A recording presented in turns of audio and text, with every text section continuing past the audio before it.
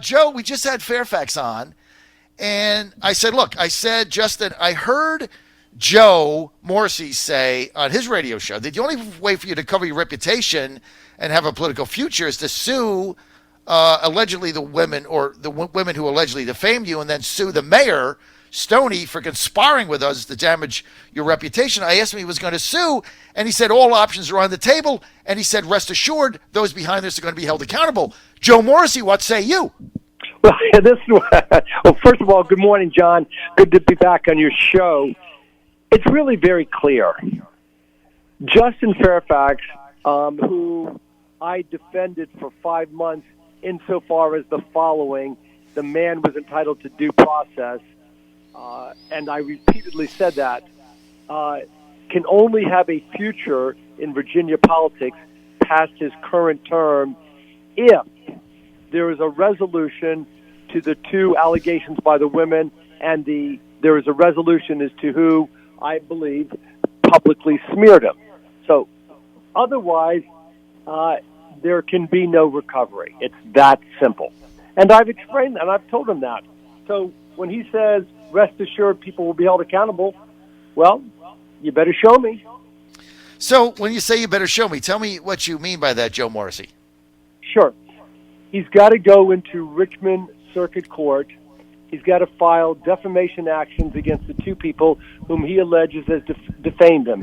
So far, according to letters that I've seen from his attorney to the two prosecutors, one in Durham, North Carolina, and one in Boston, they have an eyewitness regarding the matter in Durham in 2000, and they apparently have witnesses in 2004 that can completely refute the two women's allegations.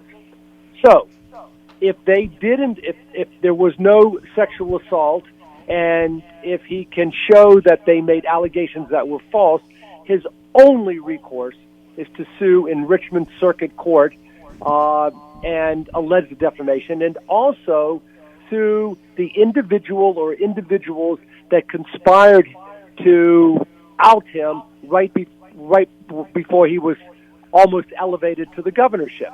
If he doesn't do those two things, it's over.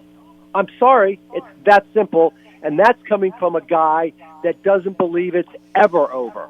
There's always a second life. Joe, so when you say the word conspire, I mean, that's a pretty hot word, right? Strong? I mean, that's conspire. I mean, that's not something you throw. I mean, you're a lawyer, Joe.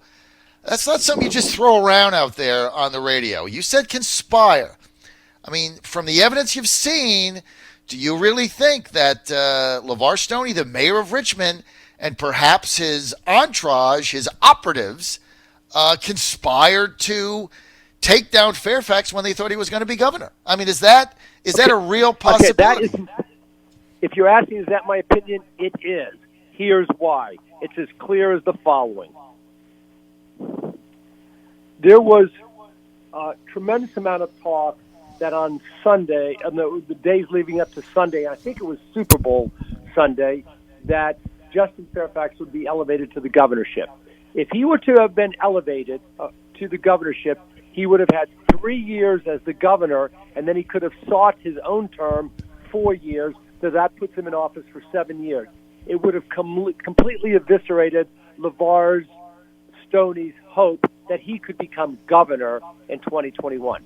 Done, gone, because Fairfax was the incumbent governor for 3 years. So he could have been there for 7 years.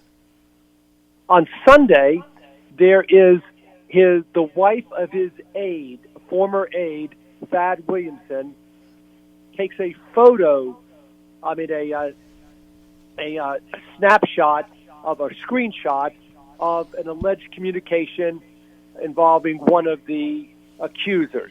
And at the top of it, they didn't know it said Monday morning operation. In other words, this was the plan to enact on Monday morning to prevent him from going forward. What Monday morning? If it's a Monday morning operation, then there's a plan. Do you follow me? Yes. There is, in my opinion, a conspiracy to defame him. Now, I thought that Fairfax handled himself and acquitted himself well during the General Assembly up until the final, when he made those comments in chamber after Tommy Norman gave him kudos for his demeanor in handling things. Up until that point, I thought he held it very well. But here's what's going on. His lawyer, Barry Pollock, has sent a letter to the prosecutor in Durham saying, we have irrefutable proof that this woman lied. Okay? We've got eyewitness that was in the room at the time of this alleged act, and it was consensual. Okay?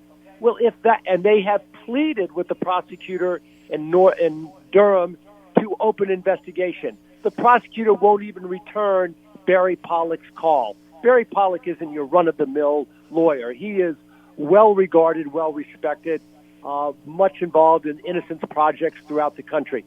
Won't even return his call. Ditto for the prosecutor in Boston. Won't even return Justin Fairfax attorney's call. Okay, so, and if they did an investigation, this investigation is 19 and 15 years old, respectively. There's nothing that they're going to prove. There's only one way for him to redeem himself. And I don't know why it's so clear. And that is sue. Listen, somebody says something bad about me that's untrue, I'm coming after him. It's that simple. I'm coming after him. And I'm going to do it. I'm going to sue you for defamation, and I'm going to win. I have done it, and I will do it in the future. Okay? But you just don't roll over, turn the cheek, and say, that really felt good when you hit me on the side of the head with a 2x4. Will you do it on the other side with two 2x4s? So what he's doing is expecting that time, that what my dad would call the tincture of time, that heals all ailments. In this case with Fairfax, not a chance. Well, your dad was a doctor, not a lawyer. He was a doctor. I know, not a lawyer. I'm not saying. So time heals for a doctor, right? I mean, if your foot hurts, he says, don't stand on your foot. Rest your foot. Time heals. But as a lawyer, that doesn't work. So you want Fairfax to be aggressive. You want him to sue Stoney. You want him to sue these two women. And you want to do it in where? Richmond Circuit Court? Do it in Richmond Circuit Court. Remember, defamation can occur wherever the defamatory statement was made or uttered, and one of the alleged victims made it on national television. That occurred in the Richmond market, and of course, the defamation. The same with the other young lady, the co-ed from Duke University. But you can't keep saying it's going on a year now. Not a year. I'm sorry. 7 months. 8 months. Yeah, 7 months. It's going on a long time. And the public, let me tell you something. There's a lot of people out there that think Justin Fairfax is culpable to some degree. Remember, the entire state Senate Democratic caucus and entire Democratic House caucus, the entire Democratic establishment, almost every presidential candidate, all called on him to resign.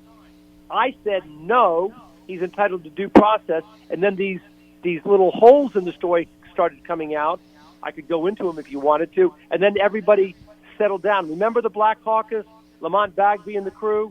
Step down. But then when I pointed out on my radio show the various flaws and holes in the two accusers' story, then everybody quieted down, and they said, right. Oh, really? And right. then now it's time to give him due process. But here's my point. Justin Fairfax can do one of two things. You can continue on as lieutenant governor for the next 2 years. Right. Go into private practice and have a living and hopefully have a good life with your family and lovely children. If you intend to have a career in politics after 2021, even if it's run for re-election as lieutenant governor or run for governor, he has got to have some vindication. And that vindication can only happen in a courtroom where a jury says to the two women, you defamed the lieutenant governor, and where they say to, and again, I don't know what it's just my opinion that Right. Stoney's crew was involved in this, but you just can't. You just say, "Oh, the people will be held accountable." You got to go after him. Put your money where your mouth is. Hire the attorney and go after him. It's that simple. And they get vindicated, and then run for governor against Terry McAuliffe. And I think McAuliffe's going to be the nominee. I mean, I don't think Jennifer McClellan's going to challenge him. I think that's a joke. I mean, Jennifer is like ready, aim, call me in a week. Listen, she's not going to challenge Jennifer McAuliffe. McClellan in the House of Delegates, all right? Yeah, she's a nice lady. She's a nice person, but she doesn't have the fire in her belly. No way. Okay? Yeah. To do it. Every office that Jennifer has gotten, it's been the anoint and the appoint. The groundwork has been laid, and she has been ushered into that office. That's what they do in the Democratic Party. Right. Okay? They just usher you in, and they determine who else gets in there. Right. You know, McEachin is ushered into Congress, and Jennifer McClellan has got a free ride into the state Senate. She's not. She's a corporate executive. She's a corporate lawyer. Nice lady, nice family, wonderful. There is no way that Jennifer McClellan is going to take on Terry McGenius. No way. That is like the most ridiculous thing I've ever heard. Never going to happen. Fairfax, though, he doesn't care. So if he goes through the Sue thing, like you say, he gets exonerated. He's Terry McAuliffe's worst nightmare. All right, I got Connor from Lake Ridge, Virginia wants to get involved. Connor, you're on the line with John Fredericks and a fighting Joe Morrissey. Hey, John. So you guys were just talking about Justin Fairfax and the Virginia political climate. I saw you guys get into a little bit of a back and forth. I kind of want to bring up what this all has to do, especially with Northup, Fairfax, and Mark Herring, what this has to do with 2020. Because you see Trump's approval in the state, and I was watching your YouTube. I saw it on YouTube, your chance of Trump winning Virginia, and you said this approval is 45%, and that was in March. That has only gone up since then. So I wanted to ask a question to both of you, what it has to do with Trump's chances of winning the state, or at least making it close in 2020. I'll go first, okay? Look, we lost Virginia by 4.5 points in 2016. We had no money. I got $2 million at the end. We had 4 paid staff members, 1 bus and driver. All right, we had nothing, and we were a battleground state. Now we did get the president and the vice president in for rallies in the final weekend, and that helped get our vote out. And so we came within 4.5. We had to fight Terry McAuliffe. We had to fight Tim Kaine. Joe Biden came here on Monday, and we lost by 4.8. Now, Virginia's also lost 15. Republicans have lost 15 in a row. Can we make the state competitive in 2020? Absolutely. Can we win? I think we got a shot because right now the Trump campaign is looking at Virginia as a battleground state. We're getting the resources. We're getting the staff. When this thing is said and done, we're going to have 29 paid staff here. I had 4 paid staff people in Virginia at the end of the campaign in 2016. Now we're going to get 29. We're going to get resources. We don't have to contend with Tim Kaine on the ballot. I think we got a shot. Joe? All right. First of all, is your name Connor? Yes. Connor? All right. Here, I'm not as bullish on Trump as my friend John Fredericks is. He is a Trump acolyte and is all in for all things Trump. I, on the other hand, am much more objective. I don't think Trump has nearly the chance in Virginia that John Fredericks thinks. I think he will do better than he did in 2016. But here's the Democrats' problem, okay? And this is coming from a Democrat.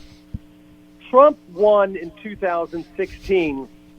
He won Pennsylvania, Michigan, Wisconsin, and Ohio. Those are Democratic states. For the Democrats to win in 2020, they have to recover those states. Now, look what's happening in those states. Michigan's unemployment is 4.2%. Ohio's is 4.1%. Pennsylvania is 3.8, and Wisconsin is 2.8. That, for statistical purposes, means full employment.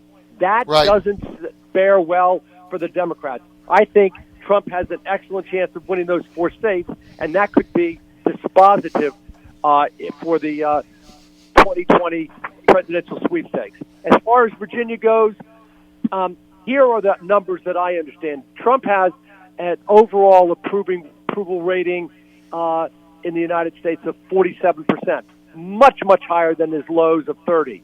Among likely voters, it's 44%. In Virginia, it's in the mid-30s. So, again, I'm not as bullish as my good friend John Fredericks is on Trump in 2020 in Virginia, although he will do better in 2020 than he did in 2016. That's my analysis. What do I know? Okay, here's the question, Joe. Fairfax, McAuliffe, Democratic gubernatorial race 2021. Can Fairfax beat him?